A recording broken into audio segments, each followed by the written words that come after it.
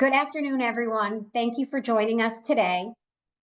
We have another informative program scheduled for you, so I'm just going to go right ahead and get started by going over today's agenda. So in a few moments, I'll turn the program over to one of my colleagues in our Syracuse office, John Riley. John is one of our immigration attorneys, and he will be giving us an update today on a recent court decision blocking a policy that was threatening the work authorization and legal status of Cuban, Haitian, Nicaraguan, and Venezuelan nationals. Next, we will have Alice Stock from our New York City office speak to us about a new rule that went into effect on April 11th, requiring foreign national registration. And last but certainly not least, we have Paul Bueller from our Albany office. Paul will be discussing a lawsuit filed by the AFL-CIO pertaining to an executive order that was issued by President Trump and impacted the Federal Mediation and Conciliation Service. Okay, I will turn it over to John now for his update. John? Hi, thank you very much. It's nice to see everybody here during lunch. And I just wanted to update you on some requests that we've been receiving since January 2025, since the Trump administration took office. I started getting inquiries around January about employees from Cuba, from employers that had employees from Cuba and Haiti, Nicaragua, and Venezuelan. And this was not something I typically got inquiries for, but a lot of our clients' workers had work authorization cards under the category C11.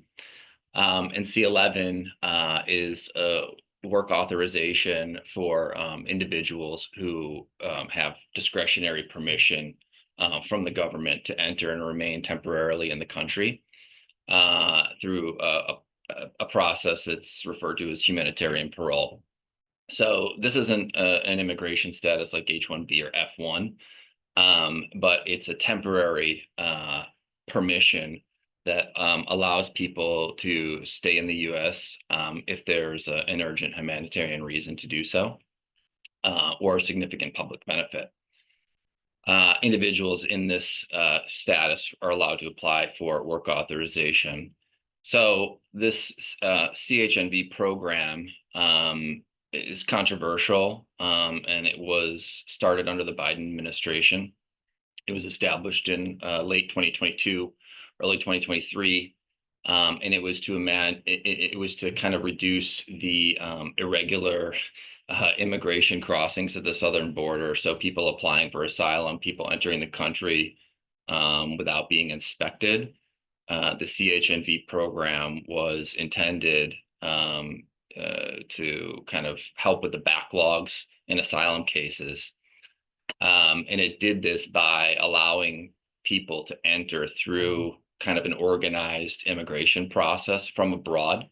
So that's one thing to note about this program is in order to apply for it, the applicants had to be abroad, and they had to have a financial sponsor in the U.S., fill out a form.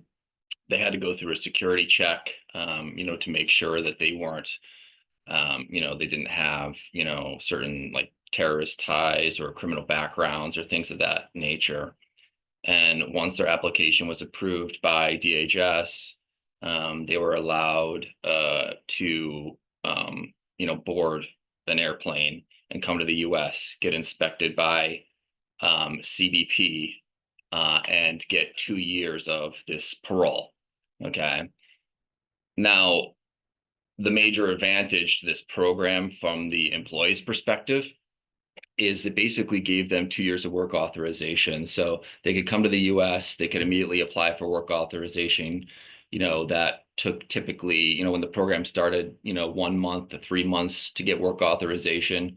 As it started to backlog, those processing times became longer, but they were quicker than other forms of, work authorization. And importantly, because they were considered paroled in the country, this allowed them to be able to change and seek other immigration alternatives. They could be sponsored in, under a work visa category, or they could be sponsored by a family member to immigrate. So, people that weren't inspected at the border, there's strict limitations on their ability to change to another status or become a permanent resident and how they can do so. This was a big benefit to a lot of people. And accordingly, it encouraged a lot of people to use it. So, to the best of my knowledge, there's at least 500,000 people that were granted this parole as of, late 2024, early 2025. And, the Trump administration, one of the first things they did was put out memos and announcements that they were reviewing the program for fraud. They were reviewing the program. They gave a bunch of rationales for why they were reviewing the program, but they basically indicated that they were going to issue an announcement that they were going to terminate the program. So not only, would they not continue issuing the CHNV parole to applicants, but they also made an announcement about a month ago officially that they were going to terminate the work authorization and authorized stay period for people who were already granted this parole. So basically anybody that applied that had, time left, and this program again started in 2023. So, people are really starting to get this kind of like late 2023, 2024. So this affects a lot of people. And the government announced that they were going to, terminate that on April 24th. So, as of a few weeks ago, clients were asking me, I have an employee who is in C11, has C11 work authorization card. They're from Cuba. They were admitted under this program. Do I have to terminate them and when? And as of a few weeks ago, we were telling clients, yes, you will have to terminate them. Their work authorization will not be valid after April 24th. However, before the official announcement, there was a class action filed in the federal court in Massachusetts that sought an injunction. They challenged they basically, there were you reasons that they challenged the case, and there were also substantive arguments that they made, but kind of the basic idea is, you granted the U.S. government, basically they're arguing like entice people to apply from abroad, get on a plane, come here, apply for jobs, get leases, get housing, and then without reviewing any individual case, we're terminating everybody's status for 500,000 people all at once with one announcement. So, their basic argument is that, yes, parole is discretionary, but it can't be revoked to 500,000 people with one announcement by the government. It has to be done on a case-by-case basis. So last week, the judge in that case did find that the court could review the policy change by the Trump administration, and they found that they didn't have valid justifications for terminating the program for all of the people that were had been previously approved. So they of course they don't have to give new parole to new applicants, but the court said that they can't terminate everybody's work authorization and authorization to stay in the country without an individual case-by-case review.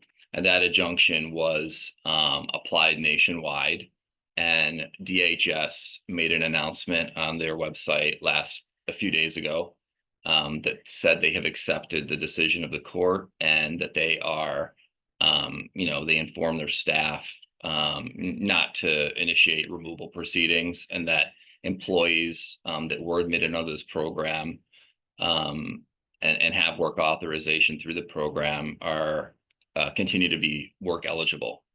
So I think that's the key takeaway. And the Trump administration has filed a motion to appeal. So the case will be appealed. I don't expect any other decisions through that process through the end of the year, likely. So yeah, as of now, people who have, employers that have employees that are authorized to work through this program or continue to authorize or continued to be eligible to work. And yeah, there's a website called courtlistener.com that has all of the filings in the case. So, a bond will, of course, update clients either individually or through a website of any changes. But if you want to follow along, the case is called Doe versus Noem, Noem, and it's on a website called courtlistener.com. So thank you very much for listening. Thanks, John. We appreciate that update. Next up, we have Alice Stock to discuss the foreign national registration final rule. Alice, thank you for joining us today. I'll turn it over to you. Thanks very much. So this is an important rule that went into effect on April 11th, 2025. The U.S. Citizenship and Immigration Services, known as USCIS, which is part of the U.S. Department of Homeland Security, known as DHS, issued this interim final rule on March 12th, 2025. Under the new rule, USCIS will start to strictly enforce the requirement that foreign nationals register their presence and be fingerprinted if they remain in the United States for 30 days or longer. The rule stems from President Trump's January 20th Protecting the American People Against Invasion executive order, which directed DHS to ensure that foreign nationals comply with existing alien registration requirements and to prioritize civil and criminal enforcement against those who fail to comply. So I'll just summarize the origins of this registration requirement, who is most impacted, explain the registration process and potential penalties for failure to comply. So this new registration rule is really not a new rule. The requirement that foreign nationals register their presence in the US after entering is called the Alien Registration Requirement, and it originated during World War II with the Alien Registration Act of 1940, also known as the Smith Act. This requirement was then codified in 1952 in the Immigration and Nationality Act. And specifically, the law states that it's the duty of every alien or foreign national who is 14 years of age or older, who has not already been registered and fingerprinted and remains in the United States for 30 days or longer, to apply for registration and be fingerprinted within 30 days. And it also requires every parent and legal guardian of an alien who is under age 14, who has not been registered and remains in the US for 30 days or longer, to apply for registration within 30 days. And whenever such child attains 14 years of age, he or she must, within 30 days of the 14th birthday, apply for registration and be fingerprinted. So although this law has been in effect for decades, it hasn't been consistently enforced, and enforcement has not been a priority, mainly because most foreign nationals in the United States already have gone through a process that is equivalent to the registration and fingerprinting process. They usually do this as part of their applications to enter the United States, such as when they apply for a visa, or they use the electronic system for travel authorization known as ESTA to enter the US. Foreign nationals are also fingerprinted and registered when they apply for employment authorization documents or for US permanent residence.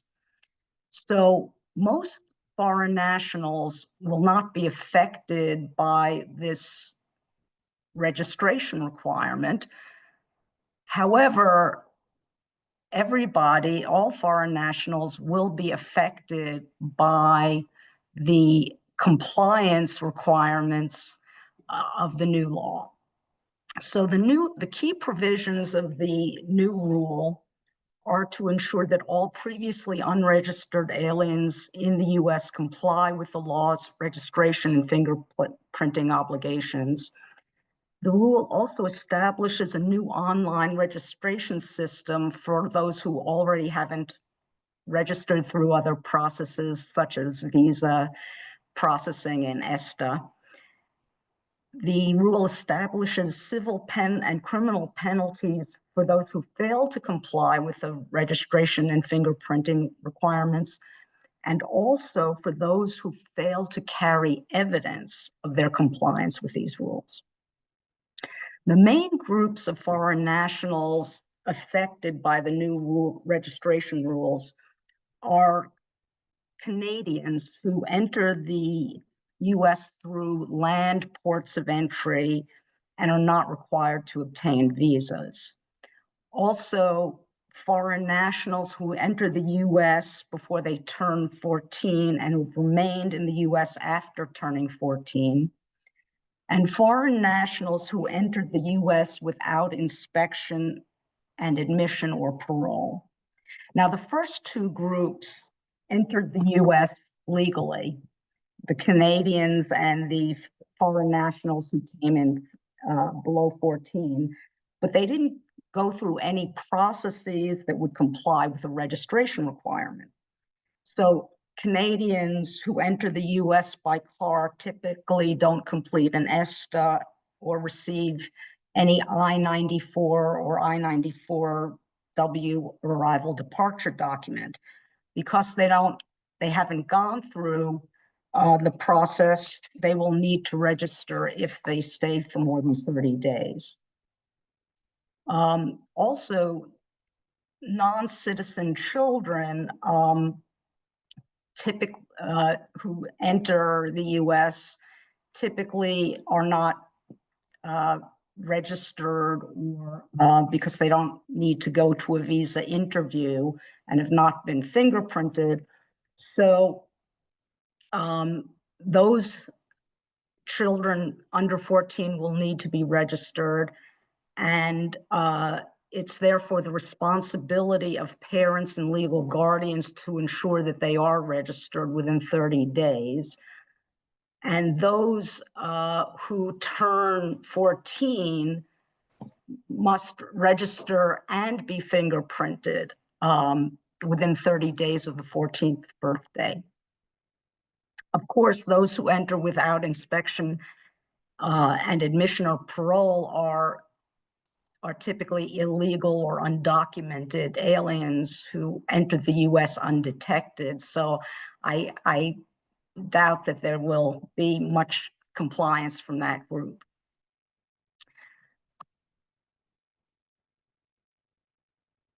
So to sum up, those who must register are those who enter without a visa or don't receive a Form I-94 or any other documentation that have them go through a fingerprinting process. Now, those who need to register can use a new Form G325R. And it can be submitted online through an individual USCIS account using the My USCIS online platform. The form asks for extensive biographic details and address history for 5 years, history of activities and planned activities in the U.S., criminal history and details for all immediate family members.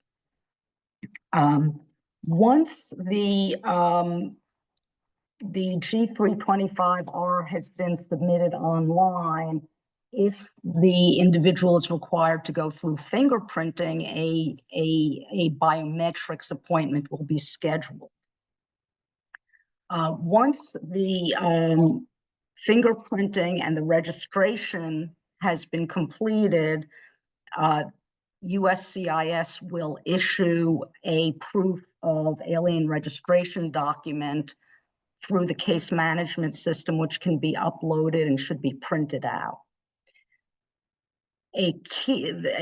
Another key piece of this new rule is that all non-citizens age 18 or over must now carry proof of their registration.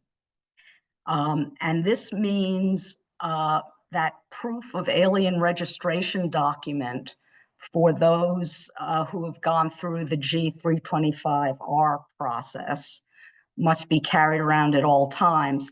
And for others, it might be their I-94 form, their permanent resident card, their employment authorization document, or any other document issued by USCIS showing that the individual is authorized to be in the United States.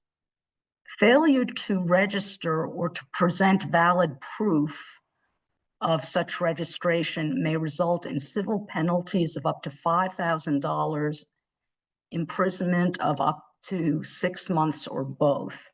And parents and legal guardians who fail to register minor children may also be held liable and subject to these same penalties. So the 3 takeaways are: foreign nationals 18 years or over must carry proof of their registration or authorization to stay in the United States at all times. Particularly Canadian citizens and parents of non-citizen children who are under 14 or will turn 14 must register.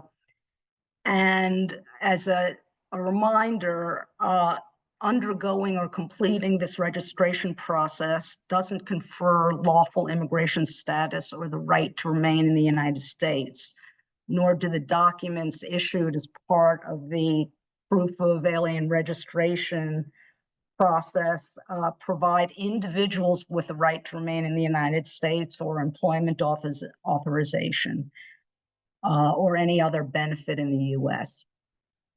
Thanks very much. Thank you, Alice. We appreciate the update. If anyone has questions about these registration requirements or the process or deadlines, please feel free to reach out to Alice or any of the other attorneys in our immigration group. I'm now going to turn things over to Paul Bueller, who will discuss what's been happening with FMCS. Paul? All right, so thanks everyone for having me. I'm here to report on the AFL-CIO case against FMCS. So let me just give you sort of the context, what is all of this? So just to start, FMCS is the Federal Mediation and Conciliation Service. It's a federal agency created in 1947 by the Taft-Hartley Act. Essentially, the intention was to help resolve industrial conflicts, promote labor management peace. Until very recently, it was an agency based in DC with 9 kind of district branch offices across the US. Their services are essentially mediation of collective bargaining disputes. They manage arbitration panels, and there's some additional services that they offer to like healthcare industry employers and the US Postal Service. Essentially, when a collective bargaining agreement is set to expire, there's a proposed termination, some sort of modification. There is a reporting requirement. There's this form called F7 that's supposed to be submitted to FCMS, and then FMCS, excuse me, offers their services essentially. And there's roughly 16,000 of these notices that get filed every year, ultimately stemming from that. So for example, in 2024, there were approximately 5,400 mediated negotiations where some sort of FCMS MCS, I keep saying that backwards, I apologize, mediator steps in to sort of facilitate an agreement between a union and an employer, and they also appointed over 10,000 arbitration panels. They estimate, based on their roughly $50 million budget, that by helping resolve these disputes, it has a roughly $500 million positive impact on the economy each year.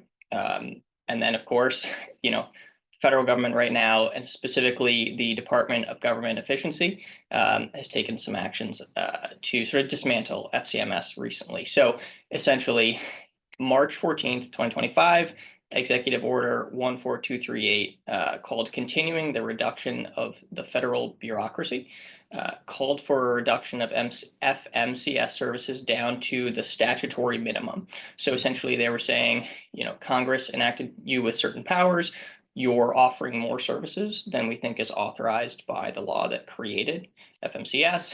And as a result, we think you should pare back the services that you're offering.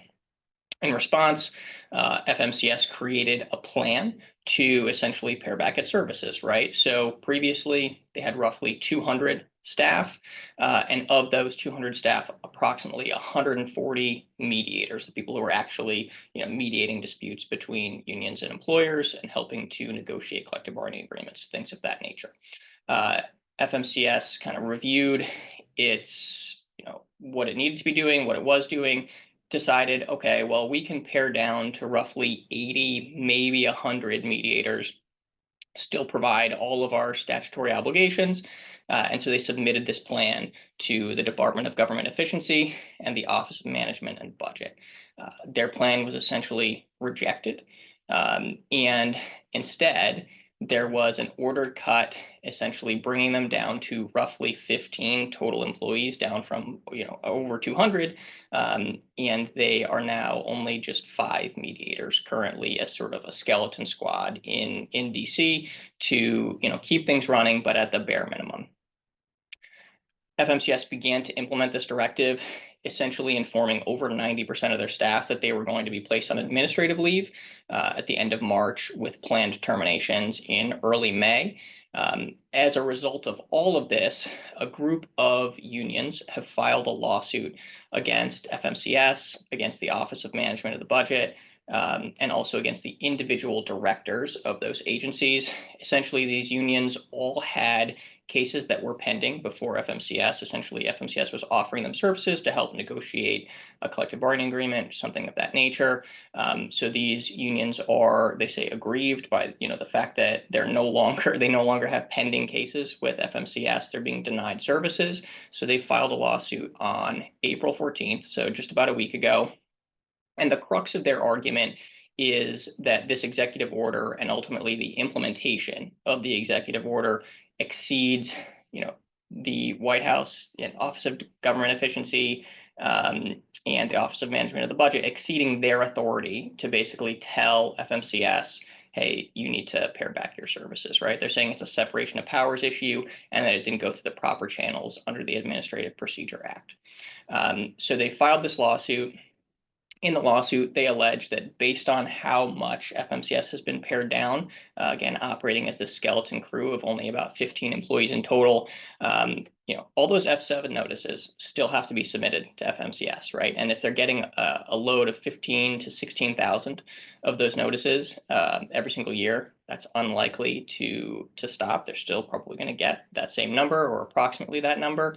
The unions are arguing that essentially there's only one employee responsible for reviewing all 16,000 of those notices, and that same employee, they claim, is tasked with managing the arbitration panels as well, roughly 10,000 arbitration panels.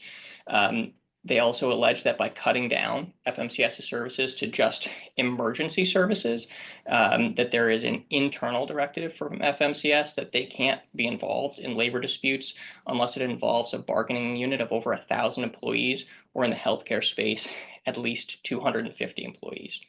And then, the lawsuit goes on to recite how each of the individual unions that are plaintiffs in this action, how they were impacted, how they previously had a case with FMCS, and they're now being told, hey, this case is closed. We're no longer going to offer you services.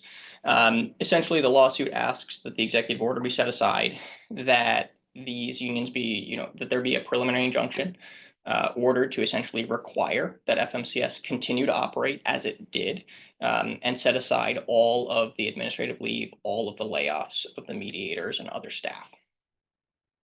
That lawsuit, like I said, filed about a week ago.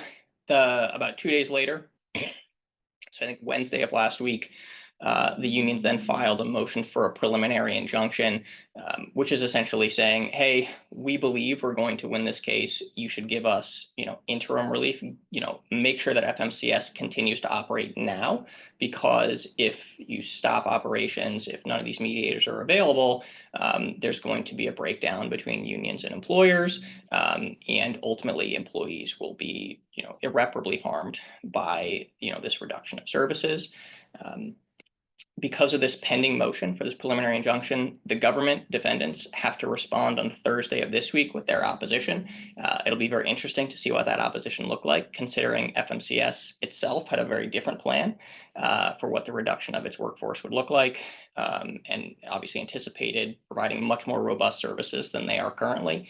And then following on that, there will be an oral argument before a federal judge on April 30th, where they will ultimately, they'll have all the papers from both sides and be able to hear, specific arguments made by the attorneys. At this point, we're kind of in a holding pattern. We've got to wait and see what's happening. We probably won't have a ruling on this preliminary injunction for a little bit. Again, it's still pending, hasn't even been fully briefed to the courts. Keep in mind, the unions, if they're going to prevail on this motion for a preliminary injunction, they have to show, not only that they are likely to win their case, but also that they're being irreparably harmed. Their argument is essentially that because there are, expiring contracts, there are pending disputes between unions and employers, that negotiations are going to drag out. They say that, if negotiations drag out, it causes them to lose support from their employees, and ultimately there's the potential that they will, there will be a decertification petition, and they ultimately will not have a hold over those employers, won't be able to bargain on behalf of those employees. They're essentially also saying that, this is going to leave them with no other remedy other than strikes, lockouts, things like that. They're saying, if we don't have someone to mediate these disputes, we'll all be left to our own devices. And so that's, like I said, kind of where things stand. We are continuing to monitor this issue. We'll have to wait and see, what happens with the preliminary injunction and ultimately with the lawsuit. But at least as of today, FMCS is operating, essentially on a shoestring. Like I said, over 90% of their workforce has been cut. And so any of you unionized employers out there who had, mediations that were planned before FMCS, those matters were likely closed. And, we'll have to wait and see if they continue to be closed or if they are ultimately reopened. Thank you, Paul. We will wait to hear more about this as the case unfolds. We're running a little over our allotted time, so we unfortunately don't have time for questions today. Please feel free to contact any of the presenters or myself directly with questions. Thank you for tuning into the webinar. Have a great rest of the day.